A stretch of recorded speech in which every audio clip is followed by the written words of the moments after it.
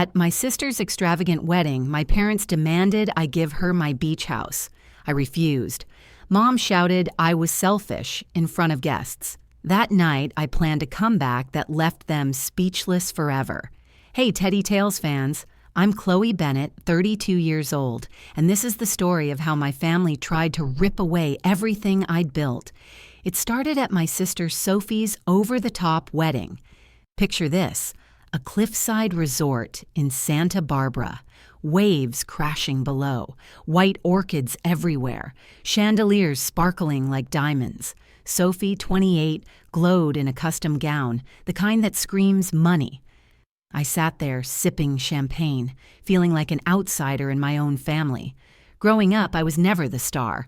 That was always Sophie. Private schools, designer bags, trips to Paris while I worked summer jobs. My parents, Margaret and Robert, called her their golden girl. Me? I was just Chloe, the practical one, the one who didn't need coddling. I didn't mind. I thought hard work would earn their respect. I was wrong. 10 years ago, I started in real estate. Brutal hours, endless hustle, no social life. I saved every penny, invested smart, and by 30, I bought my dream. A beach house in Malibu. $2 million, all mine. White sand stretched out front. Waves sang me to sleep. It wasn't just a house. It was proof I'd made it. No handouts, no favors. My parents never visited. Sophie called it cute once, smirking like it was a shack. I let it slide. Family, right? You forgive, you move on. Then came Sophie's wedding invite. I RSVP'd, but my gut screamed trouble. I should have listened. The wedding was a spectacle. A string quartet played, waiters glided with caviar, and 200 guests fawned over Sophie. I wore a sleek navy dress, understated, elegant. I brought a gift. A vintage wine set, $800, because Sophie loves showing off. Halfway through dinner, my dad, Robert, stood up, glass raised. I thought it was another toast to Sophie. Then he looked at me. "Chloe," he said, voice loud, deliberate. "You've done well for yourself. That beach house of yours, it's time to share the love." The room went quiet. Forks stopped clinking. I blinked, confused. Share? "Sophie and Jake deserve a perfect start," he continued. "Your house would be their dream home. It's only right you give it to them." My stomach dropped. Margaret, my mom, chimed in, her smile cold. "Chloe, you're single, no kids. That big house is wasted on you. Sophie needs it. Be generous."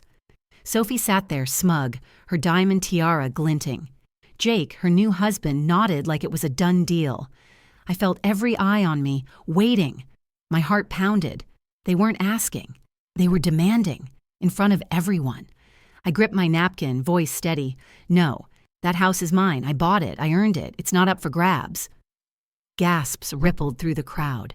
Sophie's smirk vanished. Margaret's face twisted. "You're selfish," she shouted, loud enough for the back row to hear. "After all we've done for you, you can't even help your sister." The air felt thick, suffocating. My cheeks burned, not from shame but rage. 200 strangers stared, judging. I stood, chair scraping the floor. "I don't owe anyone my home," I said, clear, calm. "Not Sophie, not you." I walked out, heels clicking on marble, their whispers trailing me. Outside, the ocean roared, matching the storm in my chest. I didn't cry. I didn't scream. I just drove back to my beach house, the one they wanted to steal. That night, alone, I realized something. My family didn't love me. They loved what I could give them, and I was done giving. As I stared at the waves, a plan started forming. They'd humiliated me publicly. Now I'd make sure they'd never forget what happens when you cross someone who's had enough. The morning after Sophie's wedding, my phone lit up. Notifications flooded in. Sophie had posted on Instagram. A photo of her in that glittering gown captioned, "Family should lift you up, not tear you down. Grateful for those who celebrate my joy." The comments were brutal. "Shame on selfish siblings. You deserve better, Soph." My blood boiled. She'd turned me into the villain. for refusing to hand over my beach house, the one I'd worked a decade to own. I scrolled through the hate, heart racing. Then Mom called. I let it ring twice before picking up. "Chloe," she said, voice sharp, "you embarrassed us last night, in front of everyone. You need to make this right." "Make it right? You demanded my home," I snapped. "In public, you called me selfish." She sighed, like I was a child throwing a tantrum. "Sophie deserves that house. You're being petty. Think about family." I hung up. Family didn't humiliate you for saying no. By noon, the rumors spread. Aunt Linda texted, "How could you ruin Sophie's day?" Cousin Mike called me spoiled. My parents had spun the story. I was the greedy one, hoarding a beach house while poor Sophie struggled. Struggled? She'd never worked a day past her influencer gigs. I poured coffee, staring out at the Malibu waves. My house, my sanctuary. They wouldn't take it. I called Emily, my best friend since college. She answered on the first ring. "Chloe, I saw Sophie's post. She's trash. What's the plan?" I laughed, bitter. "I don't know yet, but I'm not giving in." Emily's voice turned serious. "You need a lawyer and proof. They're not stopping." She was right. This wasn't just drama. It was war. I found Samantha Reed online, top-rated attorney, specializing in property disputes. We met at a cafe the next day. I told her everything. The wedding, the demand, Mom's outburst. Samantha leaned back, unfazed. "Your beach house is in your name, right?" I nodded. "Bought it outright. No loans, no co-owners." She smiled. "Good, they have no claim. But we'll dig deeper. Make sure they can't pull anything shady." She started investigating that afternoon. Meanwhile, I reached out to Mark Davis, a business partner I'd worked with on a condo project. He'd once pitched turning my beach house into a boutique resort. I hadn't been ready then. Now? It was starting to sound like a plan. "Chloe," Mark said over the phone, "that property's gold. Let's talk numbers." I felt a spark of hope. If I locked the house into a business deal, it'd be untouchable. Then the pressure ramped up. A week later, Sophie and Jake showed up at my doorstep, unannounced. Sophie held a folder, her smile fake as her lashes. Jake stood behind her, arms crossed. "Chloe," she said, "we need to talk. Family to family." I let them in, wary. Sophie sat on my couch, flipping open the folder. "This is a transfer agreement for the beach house. It's what Mom and Dad want." I stared, dumbfounded. "You're joking." Jake spoke up, voice smug. "It's only fair. You don't need all this space. We're starting a family." I laughed, sharp. "This is my house. I paid for it. You're not entitled to a dime." Sophie's eyes narrowed. "You're making this ugly. Sign it or we'll take it to court." Court? They had nothing. But the audacity burned. I kicked them out. That night, Dad emailed me. Subject, family matters. He claimed I'd misunderstood the wedding, said the beach house was practically family property because I'd once paid off a $50,000 loan for them, a loan I'd cleared years ago, no strings attached. He ended with a threat. "Don't force us to sue you, Chloe. You'll regret it." My hand shook as I read it. Sue me? For my own home? I forwarded the email to Samantha. "They're bluffing," she replied, "but let's be ready." I couldn't sleep. The waves outside felt louder, angrier. My family wasn't just greedy. They were delusional. Then came the twist. Samantha called me 2 days later. "Chloe, I found something." Her voice was calm but excited. "Your sister took out a loan 5 years ago, $100,000, in your name. Without your knowledge." I froze. "What?" she explained. Sophie had forged my signature, using my credit to fund a failed fashion brand. Mom and Dad knew. They'd helped cover it up when the bank started asking questions. Samantha had the documents, loan agreements, emails, even a text from Sophie to a friend bragging about borrowing Chloe's name. I felt sick. They hadn't just demanded my house. They'd stolen from me. For years.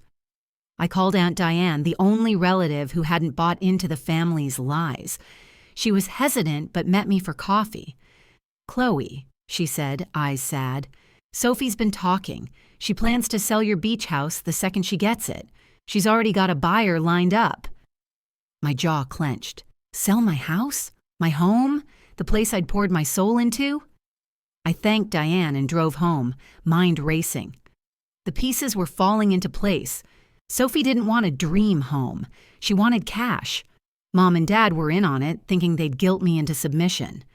They'd underestimated me. I sat on my deck, watching the sunset paint the ocean gold. Emily came over, bringing wine and fury. "They're vultures," she said. "You need to hit back, hard." I nodded. "I will, but it has to be perfect." Samantha was already building a case. Mark sent me a draft contract for the resort project. It'd tie up the beach house in a corporate entity, out of my family's reach.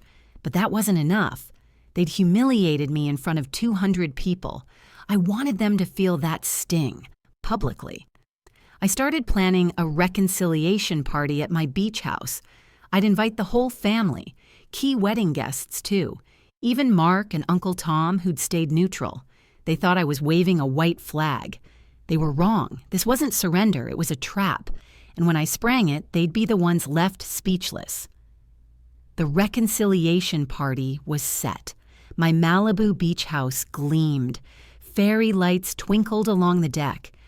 A long table held lobster, truffle risotto, and Sophie's favorite dessert, gold-flecked chocolate tarts. I invited everyone: Mom, Dad, Sophie, Jake, Uncle Tom and Aunt Diane, who'd tipped me off, even Mark Davis, my business partner, and a dozen wedding guests who'd witnessed Mom's outburst. The invite was warm, sincere. "Let's heal as a family." They bought it. Sophie texted back, "Glad you're coming around." Mom called, voice syrupy. "This is the right thing, Chloe." I smiled, silent. They thought they'd won. They were walking into my trap. Guests arrived at sunset. The ocean glowed pink. Sophie swept in, wearing a red dress, Jake trailing like a shadow. Mom and Dad hugged me, fake tears in their eyes. "We're so proud," Dad said. Proud? I bit my tongue. Dinner was perfect. Laughter, clinking glasses, small talk. Then, as dessert hit the table, I stood. "Thank you all for coming," I said, voice steady. After the wedding, I realized we need transparency. So tonight I'm sharing the truth. I clicked a remote. A screen lowered from the ceiling. Gasps followed. Sophie's smirk froze. The first slide showed Sophie's loan, $100,000 taken in my name, forged signatures dated 5 years ago. Next, emails from Mom to Sophie. "Don't tell Chloe about the bank. We'll handle it." Then Sophie's text to a friend. "Chloe's credit was too easy to use. She'll never know." The room went silent. Uncle Tom shifted, uncomfortable. Aunt Diane nodded, eyes fierce. I kept going. Dad's email demanding my beach house, claiming it was family property. Sophie's Instagram post, painting me as the villain. And the kicker, a contract Sophie had signed with a real estate agent to sell my house the second she got it. "This isn't a gift," I said, voice cutting. "It's theft. You didn't want my home. You wanted my money." Sophie stood, face red. "This is a lie," she shouted. "You're twisting everything," Jake mumbled. "We didn't mean," but trailed off. Mom's hands shook. "Chloe, how could you do this to us?" Dad just stared at the screen, pale. I wasn't done. "There's more," I said. I showed a signed contract with Mark Davis. My beach house was now part of a resort development, legally locked in a corporate entity. Untouchable. Mark stood, confirming. "Chloe's our partner. This property's future is set," guests whispered. Some clapped. Sophie's eyes darted, panicked. Then I dropped the bomb. "I've filed a lawsuit," I said, "against Sophie, for fraud. Forging my name isn't just betrayal. It's a crime." Samantha Reed, my lawyer, stepped forward, holding documents. "We're also seeking damages," she added, "and an injunction to protect Chloe's assets." The room felt electric. Uncle Tom spoke up. "Sophie, you should be ashamed." Aunt Diane agreed. "You've gone too far." Sophie stormed out, Jake scrambling after her. Mom sobbed into her napkin. Dad didn't move. The guests stayed. some hugging me, others stunned. I'd turned their stage into mine. 6 months later, everything had changed. My resort with Mark opened. Travel magazines raved. Investors called daily.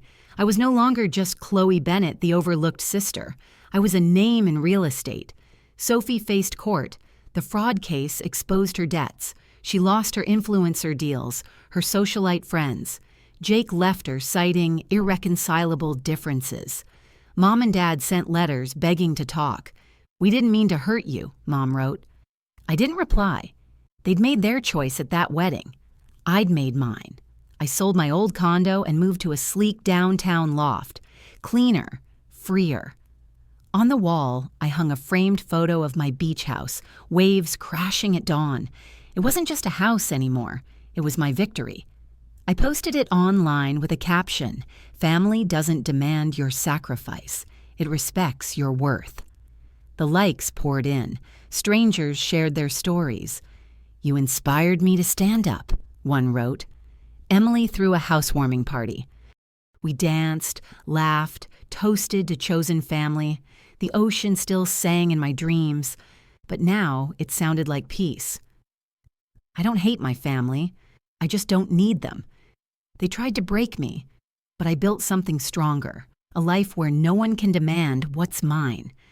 And that night, when I left them speechless, I finally became the main character in my own story.